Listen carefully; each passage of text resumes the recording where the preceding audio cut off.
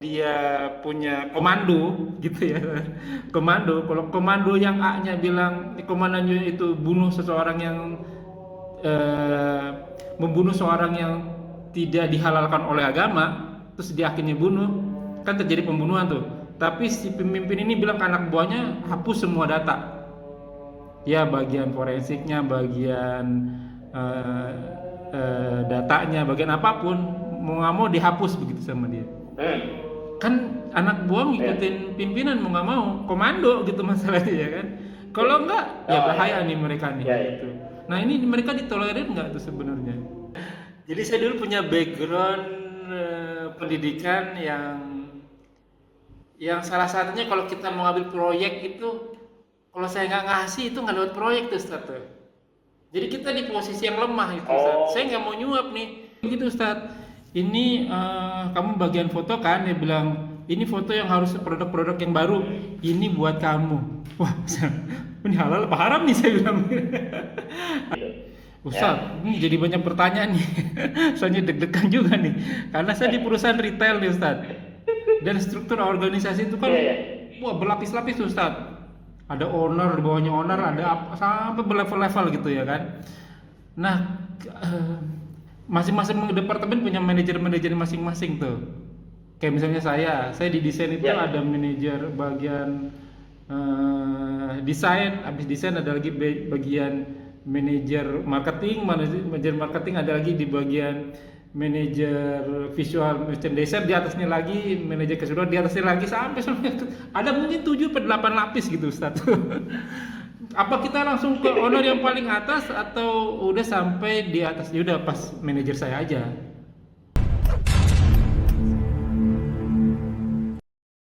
La ilaha illallah Muhammadun Rasulullah. Assalamualaikum warahmatullahi wabarakatuh. Waalaikumsalam warahmatullahi wabarakatuh. Bismillah walhamdulillah wassalatu wassalamu ala rasulillah ala nabiyina Muhammadin wa ala alihi washabihi wa man wala ila yaumil qiyamah wa la hawla wa la quwwata illa billah. Auzubillahi minasyaitonir rajim min hamzihi wa nafthihi wa nafthihi. Bismillahirrahmanirrahim. Walladzi arsala rasulahu bil huda wa dinil haqq liyudhhirahu ala dini kulli walau karihal musyrikun. Alhamdulillah nahmadu wa nasta'inu wa nastaghfiru wa na'udzu billahi min shururi anfusina wa sayyiati a'malina may yahdihillahu fala mudilla lahu wa may yudlil fala hadiya lahu. Asyhadu an la ilaha illallah wa asyhadu anna Muhammadan abduhu wa rasuluhu la nabiyya ba'da. Rabbi shrah li sadri wa yassir li amri wa hlul 'uqdatam min lisani yafqahu qawli. Alhamdulillahirabbil alamin. Segala puji bagi Allah Tuhan semesta alam yang senantiasa memberikan kita nikmat iman, nikmat Islam, nikmat panjang umur, nikmat sehat walafiat, nikmat beribadah, nikmat talibul ilmi, nikmat memiliki saudara seiman, nikmat mendapatkan waktu-waktu yang potensial. Salah satunya kita masih diberi kesempatan untuk kita kajian kali ini. Salawat serta salam tak lupa kita aturkan kepada junjungan kita Nabiina wa Rasulina Muhammad sallallahu alaihi wasallam beserta keluarga dan sahabatnya sekalian, dan kita umatnya hingga akhir zaman. Ya, semoga kita mendapatkan syafaat dari beliau, amin amin ya rabbal alamin. Ya fillah, kita masih bertemu kembali di channel Mengaji bekerjasama dengan Mahadar Ilmu, dipandu oleh Ustadz kita Ustadz Teguh Azhar. Alhamdulillah kita masih membahas kitab Bulughul Maram karya Al-Hafiz Ibnu Hajar Asqalani, masuk ke dalam nomor hadis 627. Tamam, kajian kami juga dipandu oleh Al-Mukarram Al-Ustadz Teguh Azhar. Semoga beliau selalu diberi kesehatan, diberi kekuatan, diberi kemurahan rezeki, dan dimudahkan segala urusannya. Selanjutnya mari sama-sama kita simak kajian kita kali ini. Bila ada pertanyaan seperti biasa ditanyakan di kolom komentar, dan insya Allah akan ditanyakan berkesempatan dan waktu itu.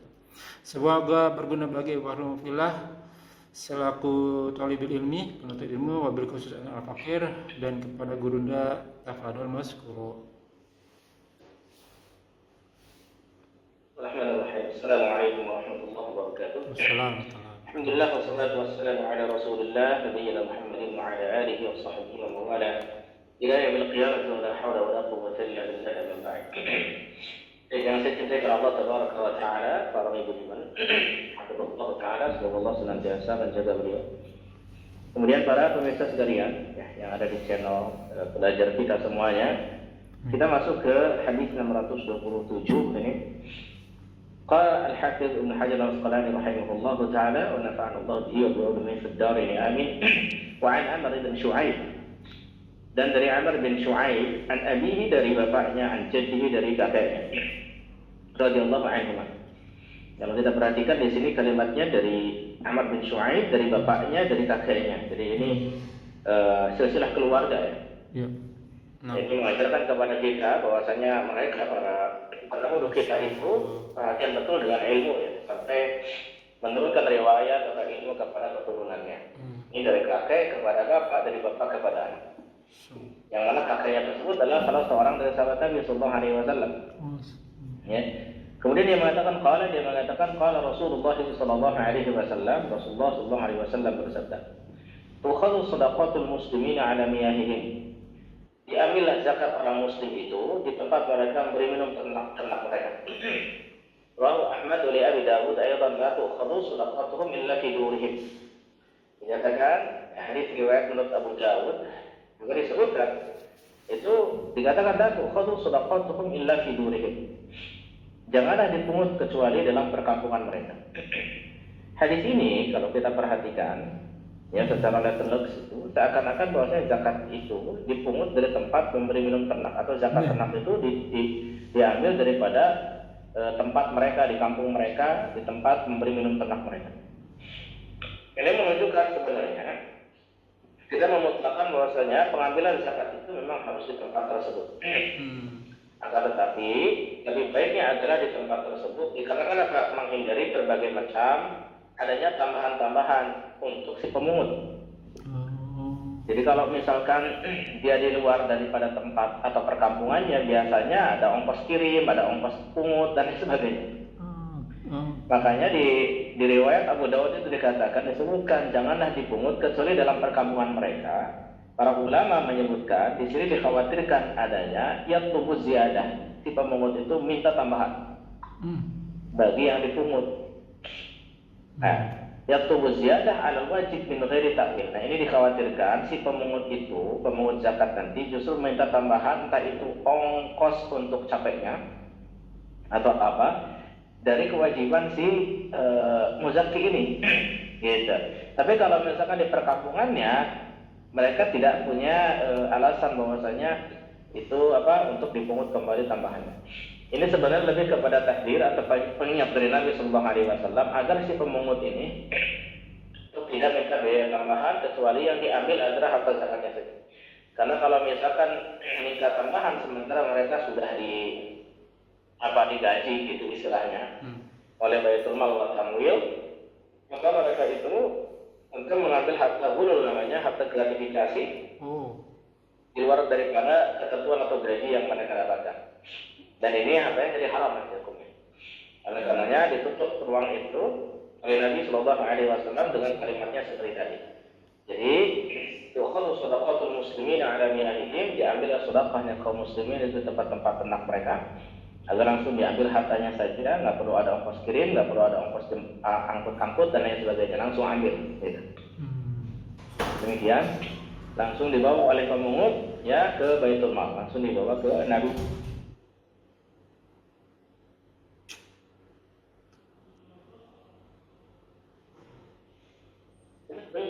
Harusnya tidak.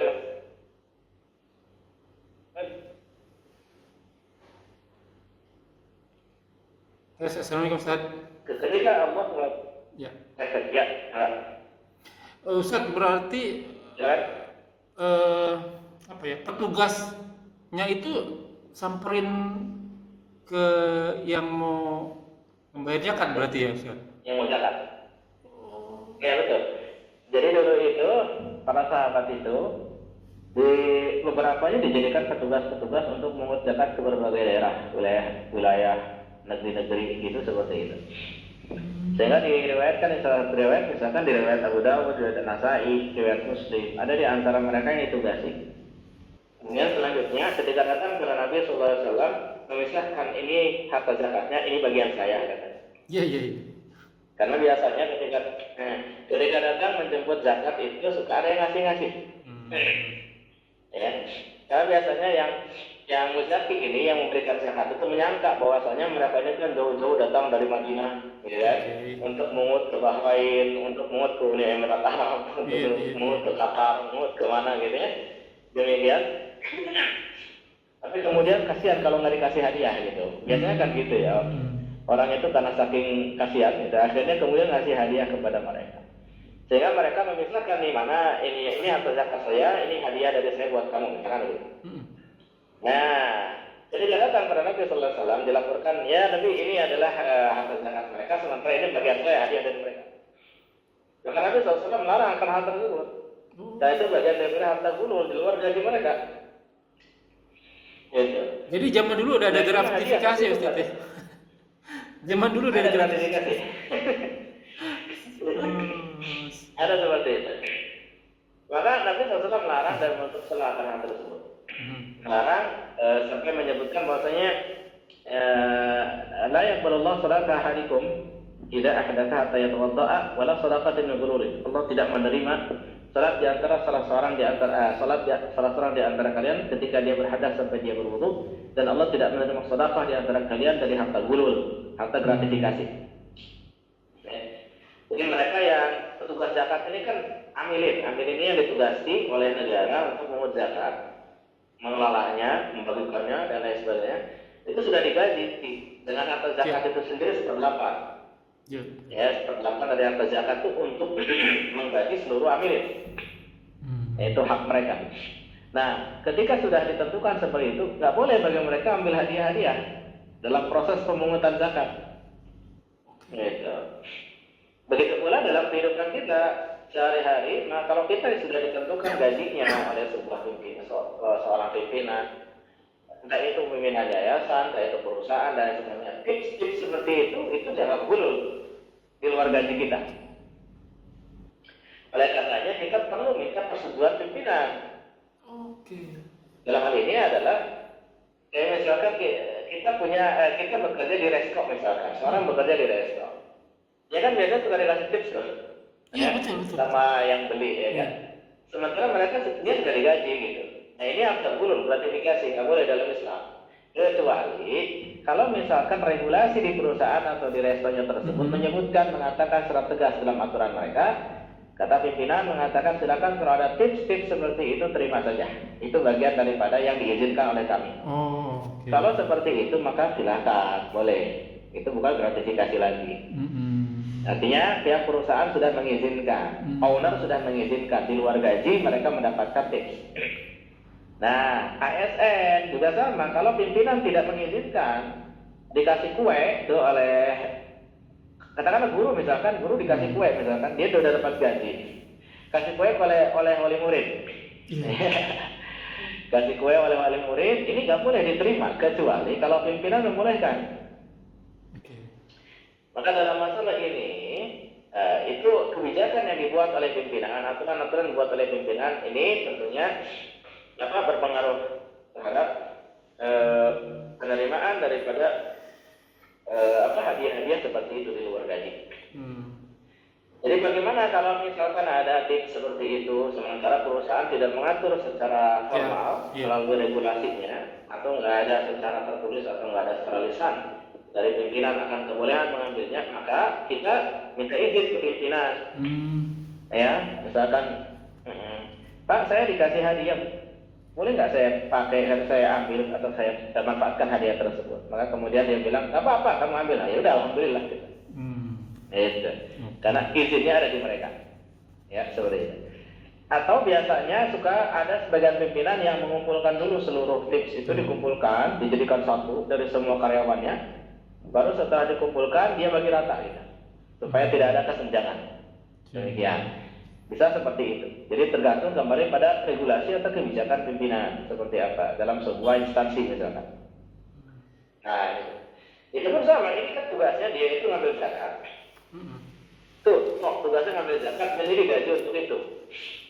Ketika misalkan si muzaki ini ngasih tips kepadanya, ini buat ongkosnya, sudah kamu buat minum, dirimu juga buat jajan di tengah jalan, atau bagaimana seperti itu, maka itu ketika Nabi tidak memberikan kebolehan, ya tidak memberikan izin, maka tidak boleh untuk mengambilnya.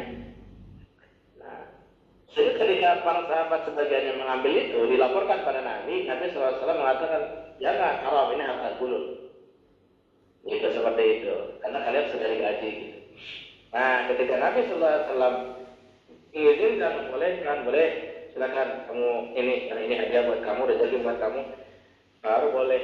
Nah, pada waktu itu Nabi ingin memberikan pelajaran kepada para sahabat bahwa harta-harta model begini nih harus hati-hati gitu. Karena pada dasarnya ini adalah harta gulul, tidak boleh untuk diambil, gitu. Nah, ini diantara hikmah daripada hadis ini, diantaranya itu. Kenapa pungut sana udah langsung pungut aja bawa saja ke Baitul Mal demikian, supaya nanti tidak kemudian mereka kasihan memberikan hadiah, gitu kan, gratifikasi, Oke. seperti itu. Ustaz, ini jadi banyak pertanyaan nih. Soalnya deg-degan juga nih. Karena saya di perusahaan retail nih Ustaz. Dan struktur organisasi itu kan wah berlapis-lapis Ustaz. Ada owner, di bawahnya owner, ada apa, sampai berlevel-level gitu ya kan. Nah, masing-masing departemen punya manajer-manajer masing-masing tuh. Kayak misalnya saya di desain itu ada manajer bagian desain, habis desain ada lagi bagian manajer marketing ada lagi di bagian manajer visual merchandiser, di atasnya lagi manajer keseluruhan, di atasnya lagi sampai ada mungkin 7 atau 8 lapis gitu Ustaz. Apa kita langsung ke owner yang paling atas atau udah sampai di atas? Ya udah pas manajer saya aja laporannya gitu, saya boleh ambil. Yang menggaji kita owner atau manajer? Owner berarti yang paling atas itu. Berarti ini perlu mekanisme ada masukan dari BOM atau BOD-nya kepada owner gitu. Jadi dari manajer ini ada masukan-masukan. Ini ada keluhan nih di di bawah gitu kan, seperti itu. Biasanya mereka terkadang dapat tips. Kalau bisa maka tiap owner ini misalkan memberikan regulasi yang jelas terkait dengan masalah tips, misalkan hadiah dan lain sebagainya di luar gaji mereka. Nih, kalau Bapak kasihan sama mereka, sayang sama mereka, udah bikin aturan bahwasanya dibolehkan gitu oleh Bapak yang pimpinan seperti itu. Jadi BOD-nya ini yang ngasih masukan ke owner gitu, biar owner yang karena dia yang menggaji, karena dia yang mengeluarkan aturan gitu. Nah, waktu itu pernah saya kasih masukan seperti ini Ustaz, karena kan retail nih saya nih, apalagi di divisi desain itu kan itemnya itu setiap 6 bulan pasti ganti desain. Otomatis dia kirim tuh barangnya ke kita. Supplier biasanya nggak mau ngambil lagi. Udah daripada saya bolak-balik udah taruh aja di situ. Masalahnya kalau misalnya makanan kayak frozen, kayak yang beku-beku, kalau diambil kan rusak tuh satu. Saya pernah ngomong sama di bagian saya yang paling atas, istilahnya sir, kalau bisa ini semua dikumpulin, kan kita punya ini Ustaz, kita punya di perusahaan kami itu punya kayak macam kantin. Masukin semua yang food, non food, fresh, non fresh, masukin semua ke kantin, suruh beli pegawainya tapi kasih diskon 75%. Saya yakin itu bakalan habis, saya bilang gitu. Kan pasti kita beras pasti beli, telur beli, air beli, sabun segala macam pasti beli semua. Saya bilang dikumpulin kayak begitu, taruh di kantin, kasih diskon 75%, 80% habis tuh pasti saya bilang. Cuman ya nggak didengar. Ya akhirnya ya. Itu tips dari itu. Kenapa Ustaz? Tips dari supplier itu. Kenapa Ustaz? Itu tips dari supplier aja. Sebenarnya bukan tips, dia malas ngambil karena kan supplier itu dia naruh kayak misalnya kalau di Indonesia itu kayak Alfamart berbagai cabang tuh. Di Jakarta ada beberapa cabang. Kalau misalnya setiap itu dia ngasih kan capek dia ngabisin. Ya udah taruh aja di situ karena mungkin di perusahaannya si supplier itu udah termasuk yang istilahnya barang bakalan emang dibuang lah istilahnya gitu. Kayak gitu seperti itu. Berarti itu bukan bagian tips berarti Kak, itu mah hanya bagian yang memang berhubungan dengan pekerjaan kita kan gitu ya. Iya. Nah itu gimana tuh Ustaz? Nggak apa-apa tuh. Karena kan misalnya dibuang, yaudah bawa aja. Gitu. Berarti pada dasarnya dia sudah katakanlah itu sudah bagian daripada apa ya, hadiah, Iya, tapi iya. hadiahnya bukan hadiah ke perusahaan kalau gitu mah. Oh iya iya iya. Sebenarnya begitu, cuman memang kita yang berada di bagian pekerjaan itu kan begitu ya. Iya iya iya iya.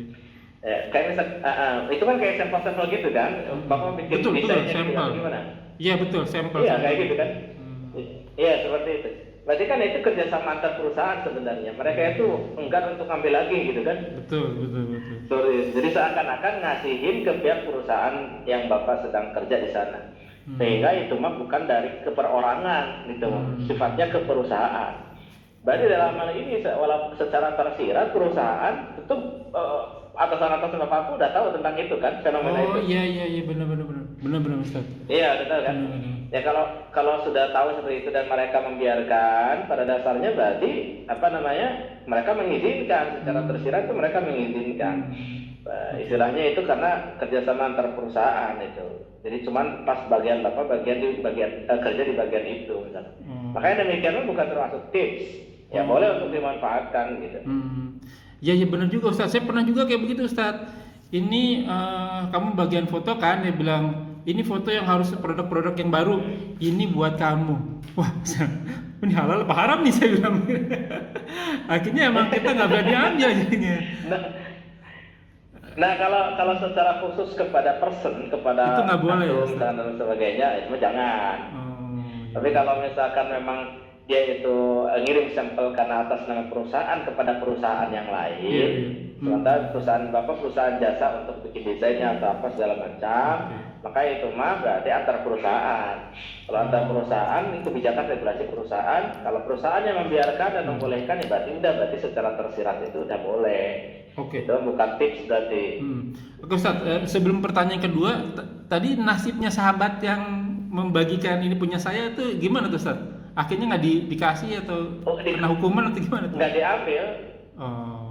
Jadi dikembalikan, malah maksudnya ya hadiah yang didapatkan tersebut, gratifikasi tersebut itu dikembalikan akhirnya.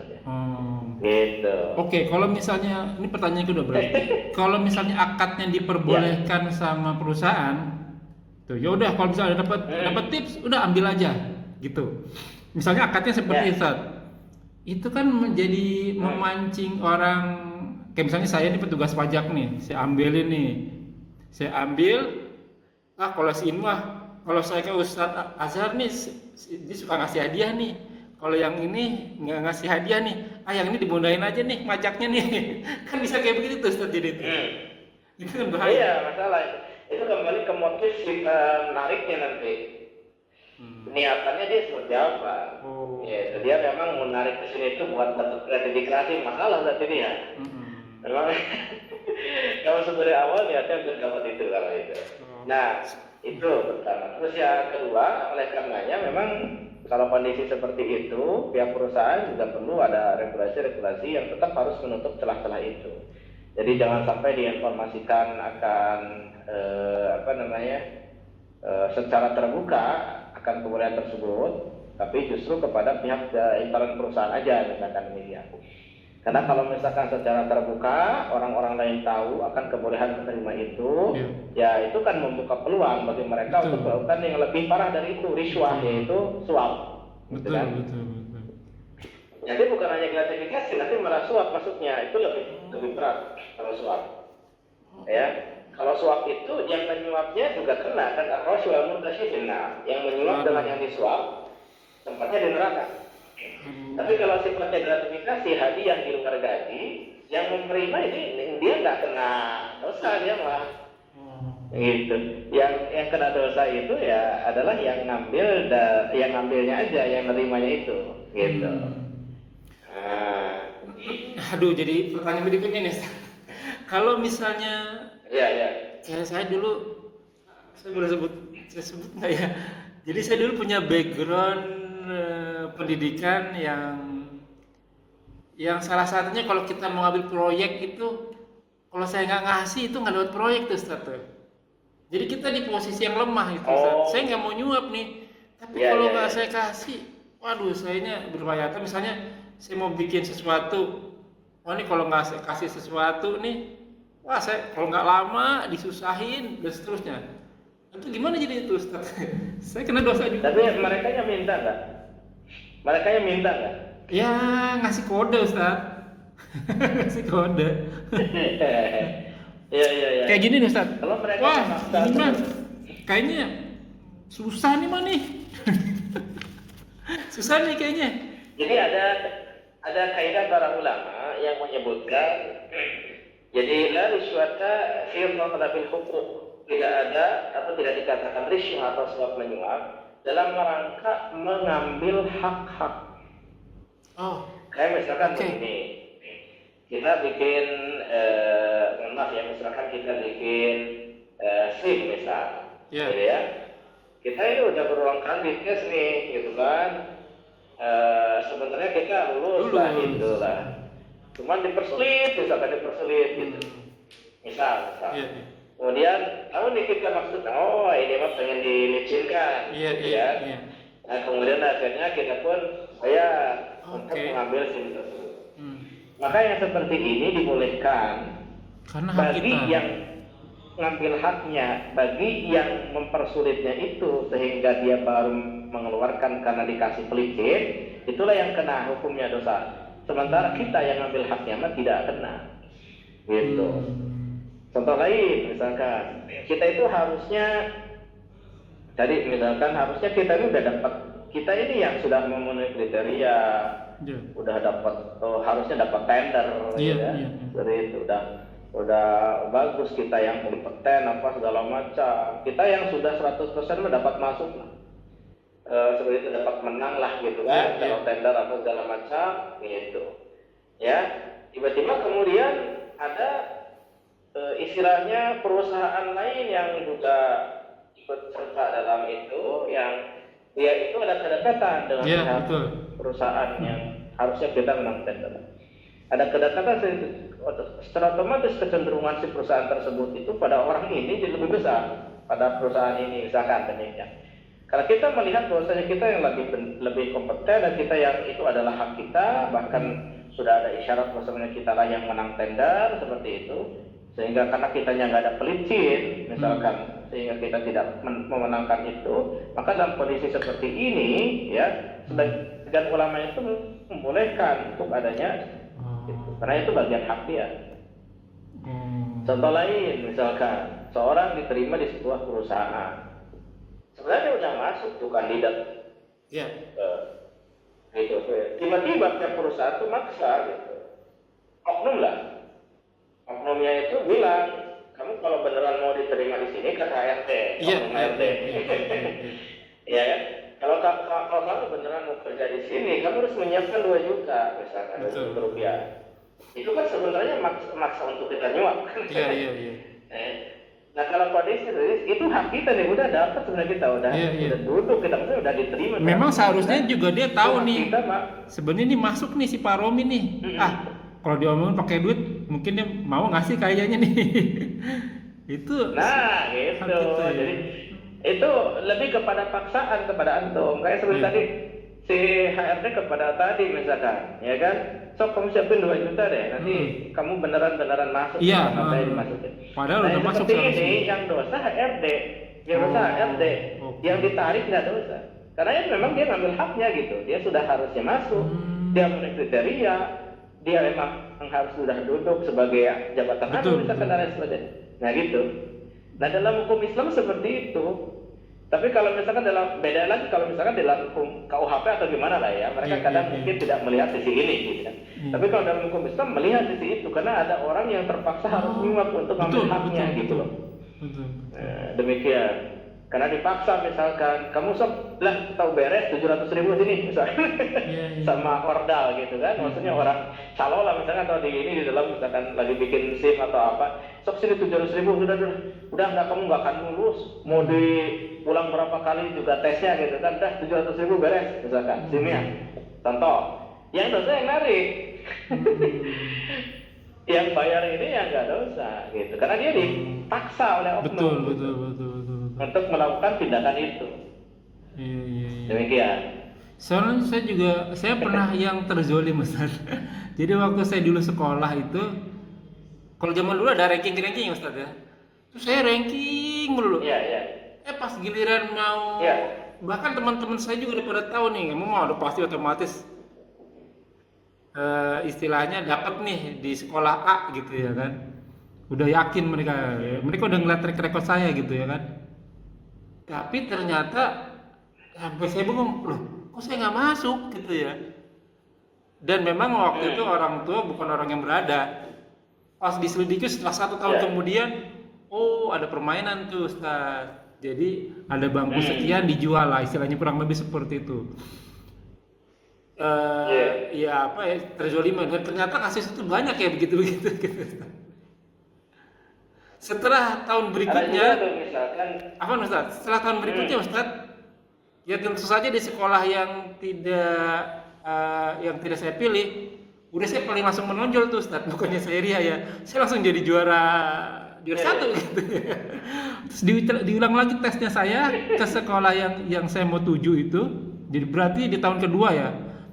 Jadi tahun kedua itu saya tesnya lagi, memang saya masuk. Tapi dengan catatan, saya nggak tahu ya, kayaknya sih orang tua saya juga kasih mungkin tanda kutip pelicin tadi tuh. Padahal sebenarnya bangku itu buat saya sebenarnya gitu. Dan memang waktu habis masuk sekolah itu, masuk ke jenjang berikutnya, orang tua saya juga deg-degan tuh. Wah si Romi nggak bakal di tempat yang bagus lagi nih. Gitu. Tapi alhamdulillah memang berikutnya memang saya tempatnya yang bagus gitu. Jadi waktu di jenjang yang di bawah itu ada permainan gitu Ustaz. Seperti itu. Itu banyak ya oknum dan kejadian-kejadian seperti ini ya. Maka nih sebagian fuqaha, sebagian ahli fikih itu Pak, ketika ada pemimpin, misalkan ada pemimpin yang buruk, ada pemimpin yang baik. Maksudnya calon pemimpin gitu ya. Calon pemimpin yang buruk ini Pak, dia itu jor-joran dengan serangan fajar. Ya, oke. Dia dengan cara teman tuh. Ya, dia melakukan serangan fajar misalkan, gitu ya. Dia ngasih 50.000 per kepala misalkan, supaya dia dipilih jadi pemimpin. Tapi pemimpin buruk ini, pemimpin fasik misalkan, calon pemimpin yang fasik. Nah, calon pemimpin yang baik ini Pak, menurut sebagian fuqaha, dia harus lebih jor-joran, 100.000 dia kalau bisa ngasih supaya menang. Oke. Oh, oke. Karena sebenarnya bagian daripada riswah sia-sia. Betul saya pernah dengar itu. Riswah sia-sia Pak, ini riswah dalam politik kan? Iya. Itu suap juga kan sebenarnya. Betul. Cuman menurut sebagian ahli fikih Pak, langkah yang diambil oleh orang yang calon pemimpin yang baik ini dalam rangka menutup celah supaya bukan pemimpin yang buruk yang memimpin, itu. Ini langkah riswahnya ini ditolerir Pak. Gitu, sampai seperti itu. Ya.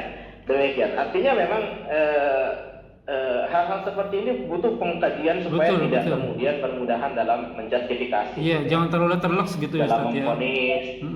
Betul, dalam memvonis, menjustifikasi itu butuh pengkajian dulu. Jadi enggak. Nah, ini kalau dalam hukum Islam lah ya. Saya tidak bicara tentang hukum KUHP dan sebagainya enggak. Iya.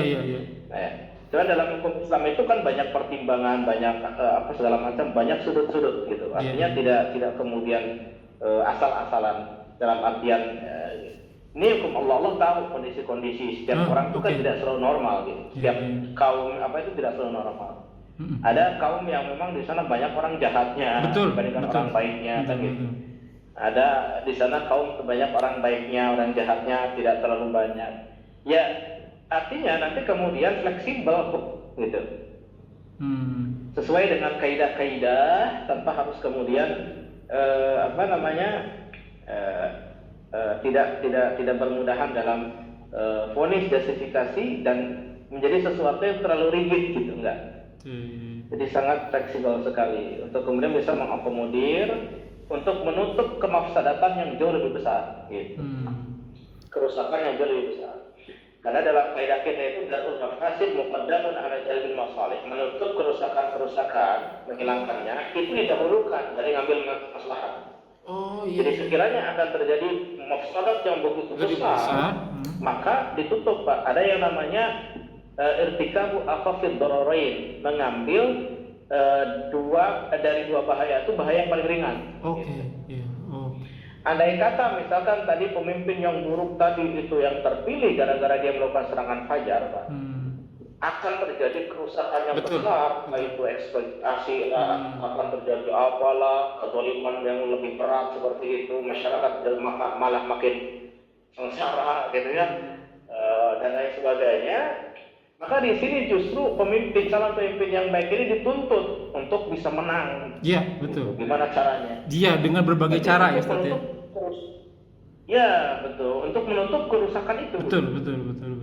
Untuk menutup supaya tidak terjadi kerusakan yang lebih parah gitu. Jadi ada istilahnya irtikabu akhafid dararain, yaitu mengambil yang paling doror, bahaya yang paling ringan seperti itu daripada bahaya yang lebih berat.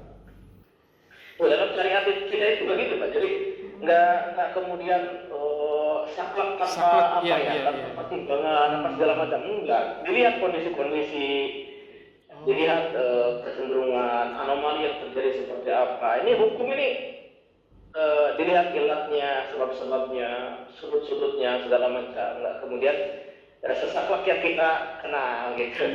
Jadi agama ini benar-benar mengakomodir sekali gitu. Oh, itu butuh kajian, butuh literatur, bacaan, butuh banyak referensi, banyak belajar Ustaz ya, baru bisa memutuskan gitu ya. Oke. Iya betul, makanya nggak mudah untuk memberikan fatwa itu nggak mudah.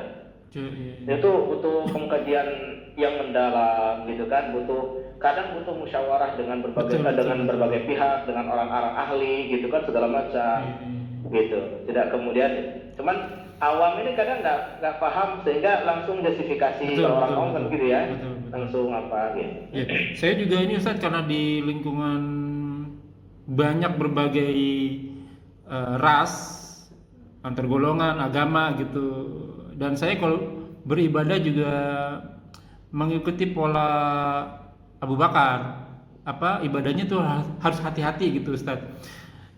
Tapi memang jadi langkah saya jadi pendek karena saya perlu belajar terus ya. Salah satunya ini Ustaz, saya saya sendiri sih memang subjektif ya, saya nggak mau masukin anak saya di tempat yang berstruktur, karena kalau di negeri kita yang berstruktur, kalau struktur atasnya itu nggak rapi, ini yang bawahnya bisa bahaya nih. Kan pernah kejadian tuh, gara-gara si pemimpin satu, anak buah mau nggak mau manipulasi data lah, manipulasi video lah, kan dia mau nggak mau masalahnya.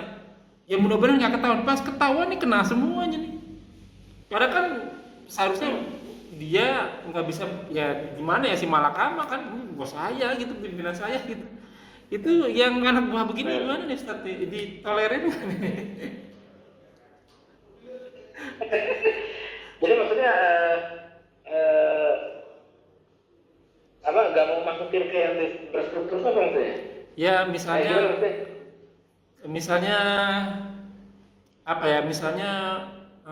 saya nggak mau sebut nama sebenarnya. Jadi kalau misalnya di perusahaan itu dia punya komando gitu ya, kalau komando yang A-nya bilang komandannya itu bunuh seseorang yang membunuh seorang yang tidak dihalalkan oleh agama, terus dia akhirnya bunuh, kan terjadi pembunuhan tuh. Tapi si pemimpin ini bilang ke anak buahnya hapus semua data, ya bagian forensiknya, bagian datanya, bagian apapun, mau nggak mau dihapus begitu sama dia. Kan anak buah ngikutin pimpinan, mau nggak mau komando gitu masalahnya ya kan. Kalau enggak ya bahaya nih mereka nih gitu. Nah ini mereka ditolerir nggak tuh sebenarnya? Kondisi terpaksa mereka mukroh itu ditolerir. Karena kalau nggak begitu mereka yang dihabisi. Ya, mungkin jiwanya juga bisa berbahaya gitu. Oke. Iya makanya buat dirinya, buat keluarganya bahaya. Jadi ketika itu nyawanya terancam misalkan akan ada bahaya besar buat dirinya, maka yang seperti ini dia ditolerir. Itu dalam artian ketika dia melakukan pelanggaran seperti itu karena dipaksa oleh pimpinan, gitu kan? Yang mana itu berbahaya untuk dirinya kalau misalkan dia tidak mengikuti aturan itu, ada aturan pimpinan. Tapi pada saat yang sama dia juga memohon kepada Allah untuk dihindarkan dari orang-orang zalim seperti ini. Betul. Gitu ya? Nah, orang-orang mukroh seperti ini terpaksa karena rufi'at aqlam, diangkatlah pena tersebut. Di antaranya adalah orang-orang yang mukroh, terpaksa. Pena penulisan pencatatan amal itu di antaranya diangkat dari orang terpaksa. Seperti itu. Afwan Ustaz. Ya. Sebenarnya saya mau habisin, cuman saya jadi penasaran terus nih. Satu lagi pertanyaan Ustaz ya. Siap. Padahal ini baru satu ayat ya, baru satu hadis. Ada bagian ini Ustadz, ada dia di satu komunitas, ada di sebuah perusahaan. Ini ya terus terang aja nih, semua dikasih amplop nih Ustadz nih di bawah lacinya nih. Padahal dia non muslim loh, dia cerita sama saya. Saya nggak mau ngambil nih Pak Mas Romi, dia bilang gitu. Cuman semua orang dikasih. Masalahnya kalau saya nggak diambil nih, nanti dia mikirnya kamu bakal cerita ya ke orang lain, boleh kita bakalan dikasih, kan bahaya buat dia tuh. Dia kalau mau keluar dari pekerjaan itu juga nggak bisa. Kenapa? Kalau kamu keluar dari pekerjaan, pasti kamu cerita ke yang lain kan. Ini membahayakan teman-teman yang lain. Akhirnya memang dia baik, mau nggak mau saat itu amplopnya diambil. Walaupun akhirnya dia salurkan ke mana lah, pokoknya nggak buat di pribadi lah, buat panti jombo, buat yatim segala macam gitu. Masalahnya kan manusia kan lemah ya. Kalau tiap hari dapat terus lama-lama gede ya kan. Boleh kali diselipin satu. Nah itu gimana tuh? Kondisinya kayak begitu. Jadi kalau kondisi seperti itu ya, dia harusnya kembalikan itu. Karena khawatirnya justru ada madharat yang lebih besar. Ketika misalkan si pimpinan kena juga dia. Kena juga, iya. Karena menerima kan? Iya. Berarti madharatnya lebih besar justru kalau menerima. Satu, jelas kalau dimakan sendiri dari haram. Kedua, madharat lebih besarnya adalah kena juga dia dari jaringan korupsi itu, gitu misalkan. Tapi kalau misalkan dia tidak terima kan, tinggal bilang aja, saya tidak akan cerita-cerita kok, udah lah. Yang penting saya nggak mau terima gitu. Ya, itu urusan Anda Pak. Dengan yang lainnya, yang penting saya nggak mau ikut-ikutan, saya nggak mau terima.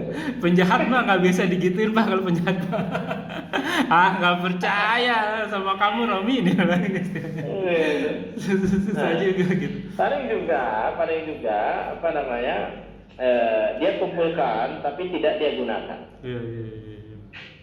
Dia kumpulkan, tidak dia gunakan seperti itu.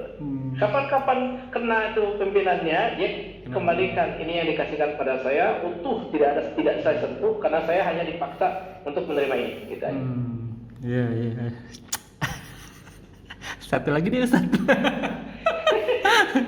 Ini soalnya bahaya banget nih. Nih Ustaz, kalau yang tadi perusahaan itu udah oke, akadnya dibagi-bagi nih. Oke, boleh diambil dari supplier tadi Ustaz, sampelnya gitu. Tapi waktu pembagian ada yang nggak adil Ustaz. Diambil dulu yang banyak, nanti sisanya kasih orang lain. Biasanya itu yang deket-deket sama circle 1 Ustaz tuh. Nanti sisanya baru orang lain. Atau dia ngambilnya banyak, misalnya ngambil sendus, orang lain dapat dikasih 1. Nanti dia bilang kan udah dapat semua. Ya saya 1, kamu pas sekerdus gitu. Gimana aja sekerdus Ustaz? Itu nggak boleh, kayak gitu nggak boleh.